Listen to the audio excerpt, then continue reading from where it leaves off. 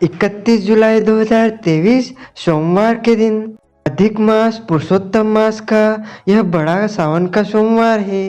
इसी दिन सभी भक्तजनों एवं माताओं बहनों को भगवान महादेव की आराधना करते हुए अपनी मनोकामनाओं को पूर्ण करने के लिए उनकी पूजा तथा व्रत करना चाहिए। सावन के महीने में बाबा भोलेनाथ पृथ्वी पर भ्रमण करते हैं और ऐसे शुभ समय में यदि भक्तजन उनकी पूजा तथा आराधना करेंगे तो निश्चित तौर पर उनको मनचाहा फल प्राप्त होगा। और 31 जुलाई के दिन अधिक मास पुरुषोत्तम मास का यह श्रावण का सोमवार है, इसलिए और भी अधिक शुभ फलों की प्राप्ति इस श्रावण के सोमवार से होगी। श्रावण सोमवार के दिन विधि विधान से भगवान भोलेनाथ का पूजन किया जाता है और व्रत भी किया जाता है, लेकिन इस दौरान हमको कुछ सावधानी रखने की भी आवश्यकता होती है। जैसे बाबा भोलेनाथ को यदि आप प्रसन्न करना चाहते हैं तो सोमवार के दिन सुबह जल्दी उठे और सूर्योदय के पहले ही आपको स्नान कर लेना चाहिए। और स्नान करने के पश्चात आप जो वस्त्र पहनते हैं, जो कपड़े धारण करते हैं, उनमें काले रंग के कपड़े आपको बिल्कुल नहीं पहनना चाहिए। मैले और फटे कपड़े भी आपको नहीं पहनना चाहिए। यदि मैले कपड़े हैं तो उनको धो करके पहने, यदि फटे हुए हैं तो उनको सिल कर पहने। और उसके बाद सबसे पहले संकल्प आप मानसिक रूप से धारण करके महादेव की आराधना करें। श्रावण सोमवार के दिन बाबा महादेव का विशेष पूजन अर्चन किया जाता है। और जब हम भोले बाबा का पूजन करते हैं, वैसे तो भोले बाबा भंडारी है, उनको आप जल व बिलपत्र भी चढ़ा देंगे तो भोले बाबा प्रसन्न हो जाएंगे। लेकिन ध्यान रखें, शिवलिंग पर कभी भी हल्दी, मेहंदी, कुमकुम, रोली नहीं चढ़ाना चाहिए, क्योंकि यह वस्तुएं बाबा भोलेनाथ को नहीं चढ़ाई जाती है। इसके साथ ही ध्यान रखें, बाबा भोलेनाथ को जो लाल रंग के पुष्प होते हैं, जो तेज लाल रंग के होते हैं, उन्हें भी नहीं चढ़ाना चाहिए। बाबा भोलेनाथ को सफेद रंग के पुष्प आप चढ़ाएं, बिल्वपत्र चढ़ाएं, समीप पत्र चढ़ाएं। और विशेष तौर पर ध्यान दें कि जो बिल्वपत्र आप चढ़ाते हैं वह खंडित नहीं होने चाहिए, टूटे फूटे नहीं होना चाहिए। पुराने बिल्वपत्र हो तो वह भी आप धो धो कर चढ़ा सकते हैं, उसका कोई दोष नहीं है। साथ ही भोले बाबा को कच्चा दूध सबसे अधिक प्रिय होता है। कच्चे दूध से उनका अभिषेक किया जाता है और पूजन अर्चन किया जाता है। और जब आप शिवालय में, शिव मंदिर में पूजा अर्चना करने जाते हैं तो उस समय आप कुछ बातों का विशेष तौर पर ध्यान रखें। जैसे आप शिवलिंग पर कोई वस्तुएं अर्पण कर रहे हैं तो वह पूरी तरह से साफ सुथरा एवं शुद्ध होनी चाहिए। और यदि माताएं बहनें इस दिन पूजा अर्चना करती है तो वह शुद्ध एवं पवित्र अवस्था में ही पूजा अर्चना करे, क्योंकि पीरियड एवं मासिक धर्म के समय माताओं बहनों को पूजा अर्चना नहीं करनी चाहिए, भगवान को छूना नहीं चाहिए। वह चाहे तो व्रत रख सकती है, लेकिन इस दौरान भगवान को स्पर्श करना और पूजन करना वर्जित माना गया है। और यदि आपके घर में जन्म अथवा मृत्यु का सूतक लगा हुआ हो तो ऐसी परिस्थिति में भी आप भगवान का पूजन ना करें, भगवान का स्पर्श ना करें। और जो मनुष्य श्रावण सोमवार का व्रत करता है उसको बैंगन का उपयोग बिल्कुल नहीं करना चाहिए। लहसुन, प्याज, मांस, मदिरा, मसूर की दाल, कटहल की सब्जी का उपयोग भी इस दौरान नहीं करना चाहिए। साथ ही जब आप शिवालय में जाते हैं तो जो जल ले जाते हैं वह अपने घर से लेकर जाएं। और तांबे के लोटे से दूध नहीं चढ़ाना चाहिए। तांबे के लोटे में जब हम दूध डाल लेते हैं तो विष यानी कि जहर के समान हो जाता है।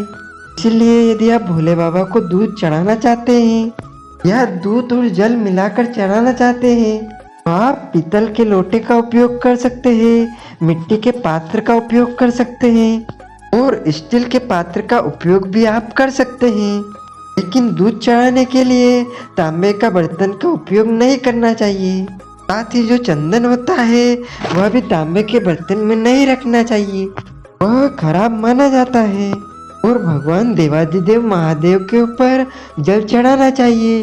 और जो जल चढ़ा रहे हैं वह हमारे पाँव के नीचे नहीं आना चाहिए। और कहा जाता है कि भगवान शिवालय में जाते हैं तो भगवान शिव जी की आधी परिक्रमा ही करनी चाहिए। शिवलिंग की शिवालय में कभी भी पूरी परिक्रमा नहीं करनी चाहिए। हमेशा महादेव की शिवलिंग की आधी परिक्रमा करनी चाहिए।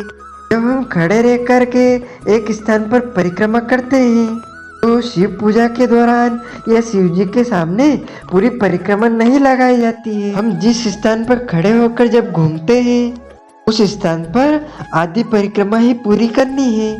इस प्रकार से शिवस्य आर्धि परिक्रमा। और बाबा भोलेनाथ के पूजन तथा व्रत के दौरान किसी भी प्रकार के गलत विचार मन में उत्पन्न नहीं करना चाहिए। पवित्र विचारों के साथ में तन मन को पवित्र करके ही बाबा भोलेनाथ का पूजन एवं अर्चन करना चाहिए। शिवालय में जब हम जाते हैं तो जल लेकर जाते हैं, वो घर से ही लेकर जाए तभी आपको पुण्य मिलेगा। शिवालय का जल या कहीं और का जल चढ़ाने से आपको अधूरा ही पुण्य मिल पाएगा। इसलिए जो जल आप ले जाएं, जो पूजन सामग्री आप ले जाएं, वह अपने घर की होनी चाहिए, अपनी होनी चाहिए। और बिल्वपत्र व पुष्प किसी और के नहीं होने चाहिए, वह भी आपके स्वयं के लाए हुए या स्वयं के खरीदे हुए होना चाहिए। कभी भी चोरी के फूल से भगवान की पूजा अर्चना नहीं करनी चाहिए। ये लोग क्या करते हैं कि दूसरे के घर से बिल्वपत्र तोड़कर चोरी से ले आते हैं और शिव जी पर और शिवलिंग पर चढ़ा देते हैं। यह बिल्कुल गलत है। पूजा हमेशा अच्छे मन से होनी चाहिए, सच्चे मन से होनी चाहिए। सद्भावना के साथ में भगवान भोलेनाथ की पूजा एवं आराधना करनी चाहिए। शाम को प्रदोष काल में भगवान भोलेनाथ का पूजन आराधना करना विशेष माना जाता है। सूर्यास्त के 1 घंटे पहले से लेकर सूर्यास्त के 1 घंटे बाद का जो समय होता है वह प्रदोष काल समय कहलाता है। उस समय में आप शिवालय में जाकर पूजा अर्चना अवश्य करें और वहां पर एक शुद्ध घी का दीपक अवश्य लगाएं। और बाबा भोलेनाथ को वैसे तो आप 1 लोटा जल से प्रसन्न कर सकते हैं, लेकिन भोलेनाथ की जो परम प्रिय वस्तु होती है वह होती है बिल्वपत्र, समीपत्र, चंदन, कौवा, धतूरा, धतूरा के फूल, धतूरा के फल, इसके अलावा काले तिल, इसके अलावा तुलसी पत्र चढ़ाने का भी विधान शास्त्रों में बताया गया है। हमारे धर्म ग्रंथों तथा शास्त्रों में लिखा हुआ है कि तुलसी पत्र या तुलसी मंजरी से युक्त शिवलिंग का दर्शन करने से मनुष्य के करोड़ों जन्मों के पाप नष्ट हो जाते हैं। और शिवलिंग पर चढ़ा हुआ पदार्थ उठाकर नहीं लाना चाहिए। और जो जलाधारी होती है उसके ऊपर कोई भी वस्तु हमें नहीं रखना चाहिए। सदैव भोग या अन्य सामग्री हमें शिव जी के सामने, शिवलिंग के सामने ही रखना चाहिए। और पूरी श्रद्धा भावना के साथ पूजा अर्चना करके, क्षमा याचना करके, कथा श्रवण करके ही इस दिन व्रत का पालना करना चाहिए। व्रत का पालना सदैव शुद्ध एवं पवित्र वस्तु के साथ ही आपको करना चाहिए। भक्तजनों, माताओं, बहनों, आप सभी से अनुरोध है इस ज्ञानवर्धक वीडियो को अधिक से अधिक शेयर कीजिएगा, लाइक कीजिएगा तथा कमेंट में हर हर महादेव, माता पार्वती की जय, ओम नमः शिवाय अवश्य बोलिएगा। आपको और आपके पूरे परिवार को सादर जय श्री कृष्ण। हर हर महादेव।